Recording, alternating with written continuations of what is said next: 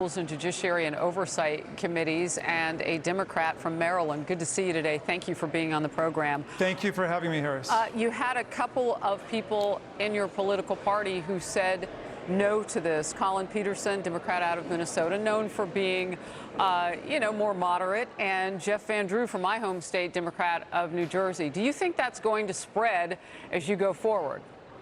No, I don't think so.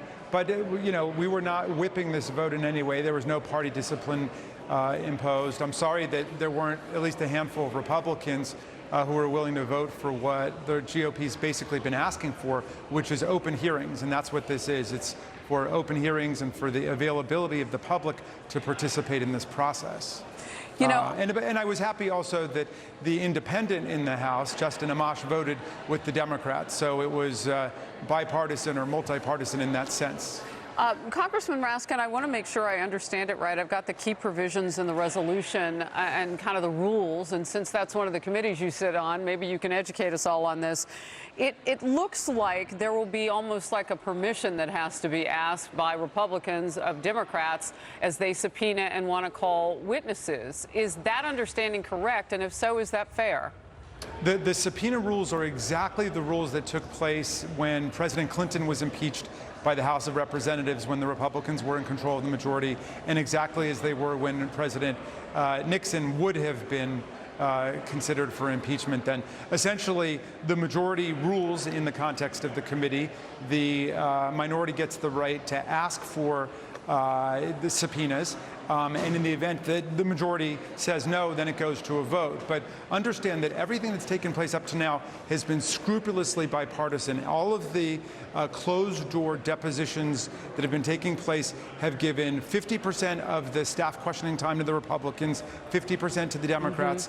Members on both sides have been able to ask, and that's precisely how it will proceed. And the president will have all the rights that the president had during the Clinton impeachment, too. Real quickly, my colleague Melissa Francis will jump in just a moment, but as a quick follow to that, how has it worked out then up until this point that Republicans haven't had that bite of the apple? And will there be kind of a makeup session?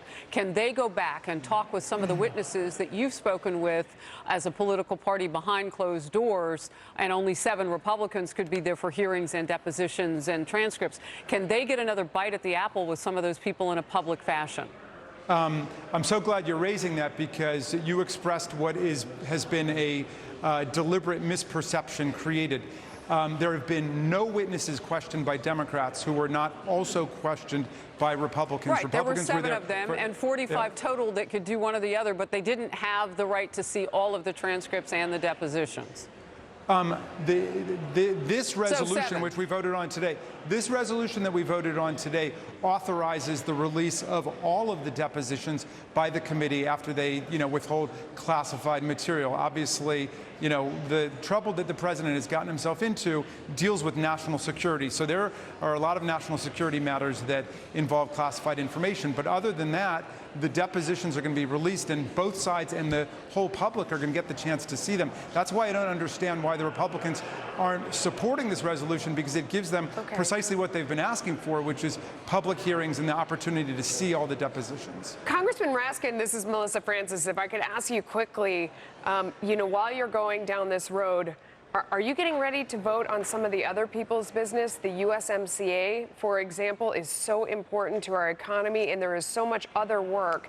As Americans watch you do this, we're wondering about the stuff that's going to have a major impact on us and our economy and the things that we expect you to be doing right now. Where are you on USMCA? Absolutely. We are going to be advancing all of the people's business. As you know, there's more than 150 bills sitting on Mitch McConnell's desk right now that he's not taken up, that came out of the House of Representatives, dealing with everything from universal criminal and mental background check for gun safety, prescription drug reform, which is a very important priority of ours, increasing the minimum wage to $15. We've been doing this all along, and we're going to continue to go ahead and to legislate. Remember, it's the president who got us involved with all the corruption with Ukraine. It was the president sir, who decided to shake down a foreign government. We're involved in doing the people's business here. Yeah. Sir, if I may, before we run out of time, because, you know, everybody who's had a majority in the House and not in the Senate has said the same thing, that we're doing work that then dies in the Senate. And you know what you pass in the House that could pass wait in the a second, Senate. don't take my word for it. I'm asking specifically. Senator McConnell brags about it. Senator McConnell called himself the Grim Reaper. He said presiding over the legislative graveyard for all the legislation coming from the House. But, sir, you don't have to take my word for it. He's bragging about it. One of the most important things is the USMCA, and that is sitting right now. Yes. Nancy Pelosi is the one who is negotiating on that right now, and that is the most essential piece of business, and that is definitely in all of your hands. So are you going to have movement on that soon? Well, I think that there will be movement on it. And by the way, the fact that the suggestion that it's the most essential is obviously a subjective opinion. A lot of people think that prescription drug reform is the most essential reform that we need right now.